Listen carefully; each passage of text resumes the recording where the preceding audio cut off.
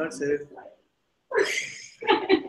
the one that is discussing itself, the one that is discussing about itself being awareness comes and goes, yes. How can it infer that it is something that is ever present? That I am always present, even in deep sleep, is only an inference. This is a very good question. So let's look at what an inference is. You see, the inference is like where is he? Very good to see you, my dear. So, what is an inference? You see, if you wake up in the morning and you find some chocolate in your beard, and you can say, you can infer that I must have had a snack, a midnight snack, or I must have sleepwalked and had this chocolate. See, that is an inference. You deduce it. You come to a conclusion based on the evidence that you find.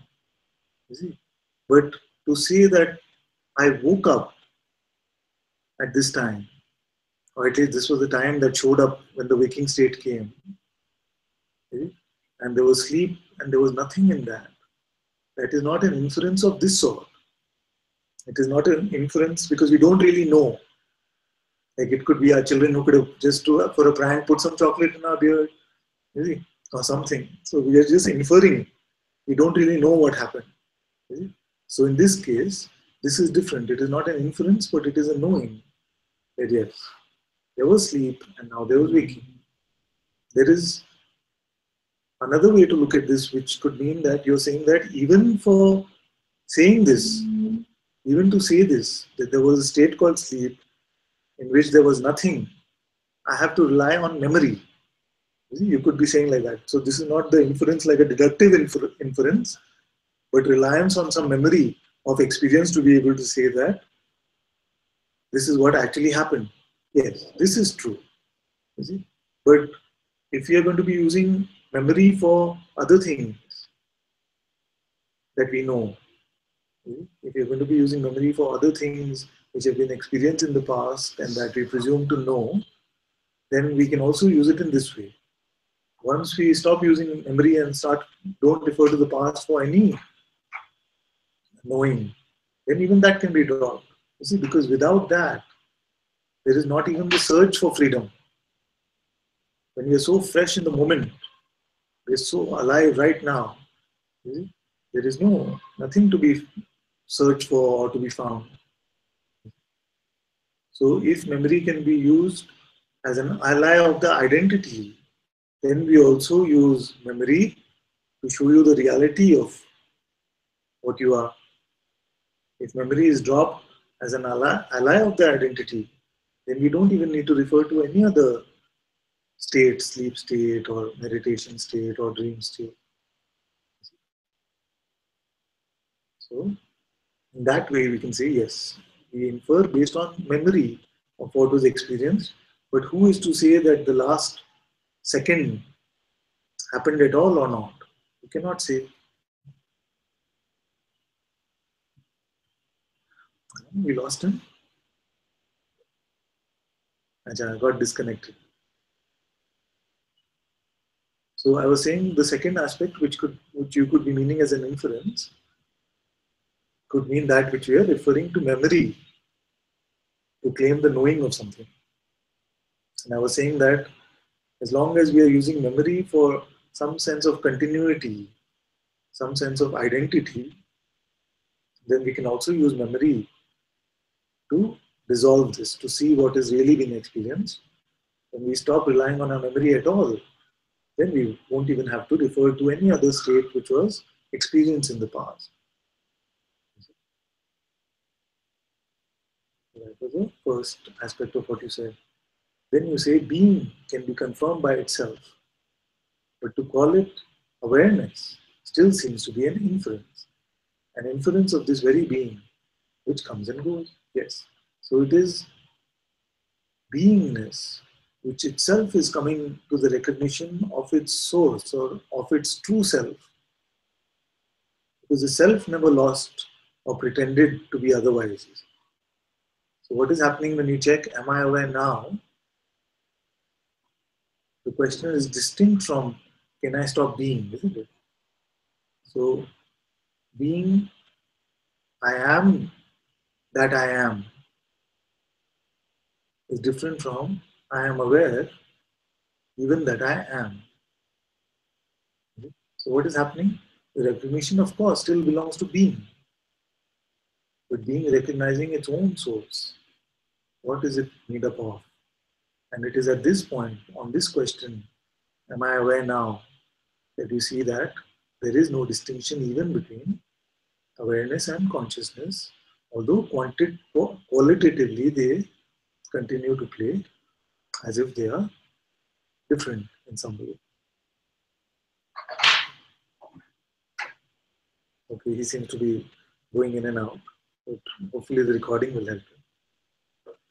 Then he said, when we say we woke up, our waking state came, but my experience does not see it coming and going. It just appears from nowhere and sees that it is here.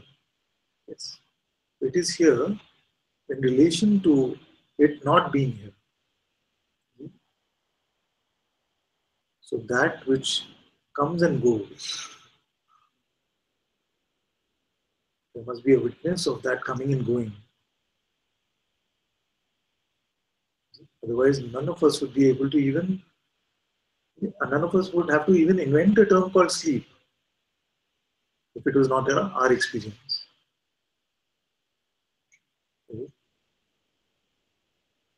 There's a difference between sleep, and if I was to say, oh, actually, you didn't go to sleep, what happened is that you came to this heaven with all the angels were there. Okay? This is not my experience.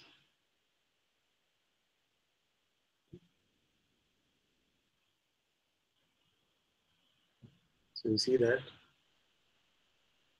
but that is not my experience. What was our experience? Oh, that there was nothing. Okay? So the I that is able to say this, it was not the experience of heaven and the pearly gates, even when there was nothing. There was this I who was aware that there was nothing.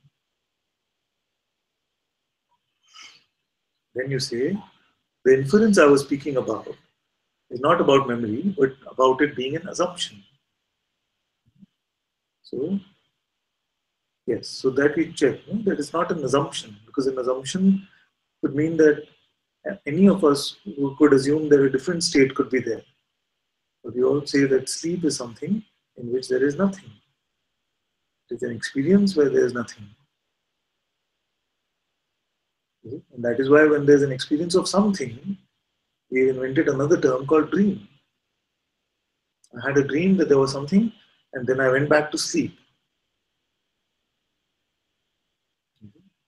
All this is speaking from the direct experience of what we have experienced. And we can only speak from direct experience from what has been here in memory. Once we stop relying on memory, then everything is just fresh and in the moment. And even fresh in the moment, find that I am aware, even that I exist. I know I exist. This knowing is primal. This existence is also seen from that perspective.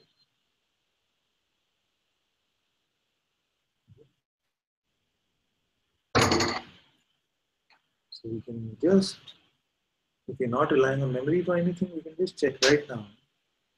What is most primal to me? This witnessing.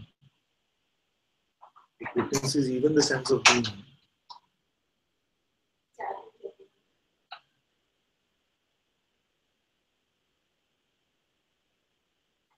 This knowingness. It knows itself and knows of the existence.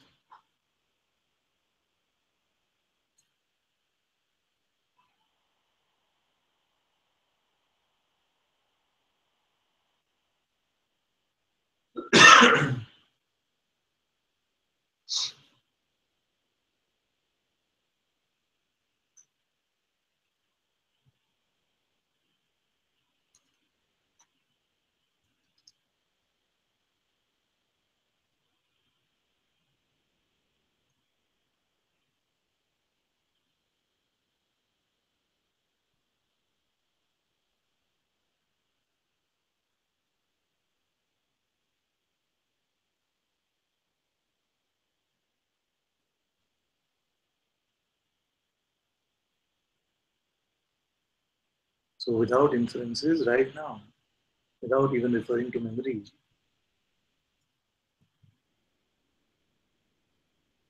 what is it that we find here? We find that there is a sense of existing. Who is aware of this sense of existing?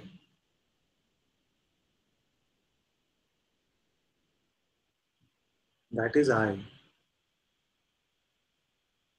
It is not a personal I. It is not an entity I. It is not a phenomenal I.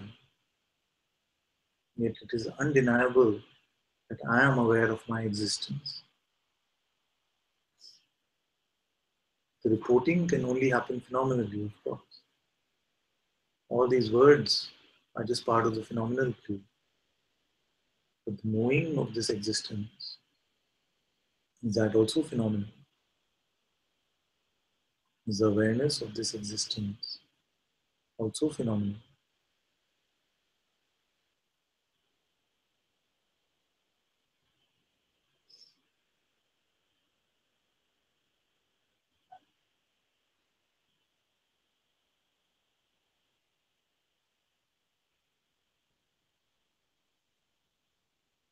Who is aware of the phenomenal perceiving? Because many times confusion happens between the natural functioning of this being, which is a part of which the phenomenal perceiving is a natural part, and that which is aware of even this functioning.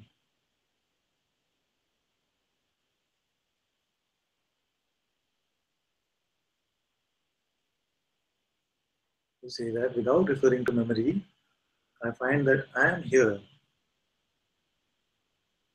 I am here. And this sense is aware of its existence. So that to say this sense is aware of its existence means I am that I am.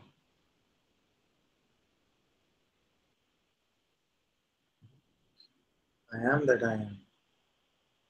That which is aware that this sense is aware of its existence. What can we say about that one?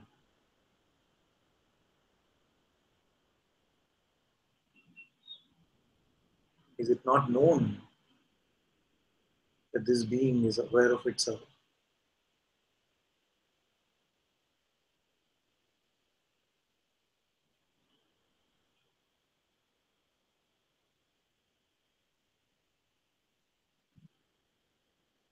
Not a person or entity, but just here, yes. However, to jump from here to I am awareness and eternal. Yes, so let's look at both of them separately. This awareness that being knows itself,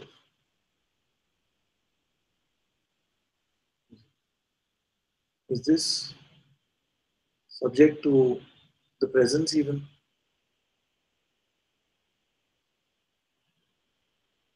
Is this more intimate than even being to you? Or is the being the most intimate? What seems to be on the screen?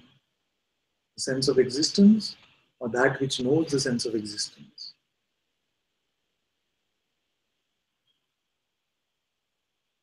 What seems to be appearing?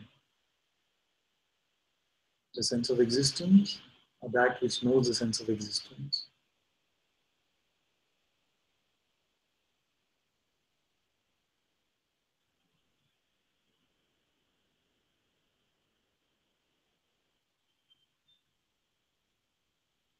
Once this becomes clear, then we can get to the eternal part. Because the eternal part means that which is beyond time.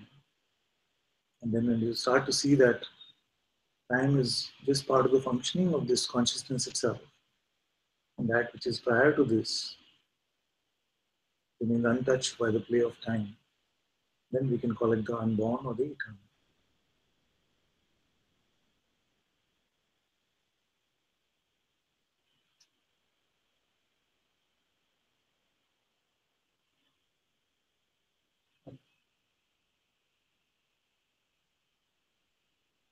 That which he says, to me, the most intimate is the being.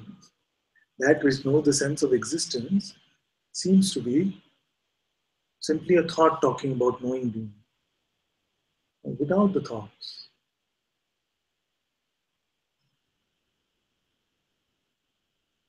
just check. Am I aware now?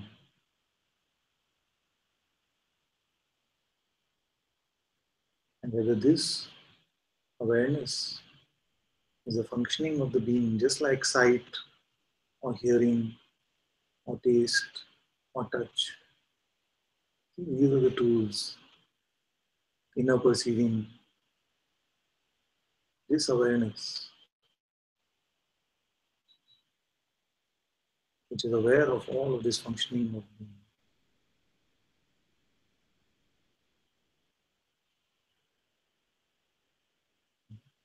Just contemplate these questions. Already, it's not a bad thing. If you just feel, I am this being aware of itself, it is the end of the spiritual journey. In fact, most spiritual paths don't have anything beyond this. I am that I am. It's completely fine.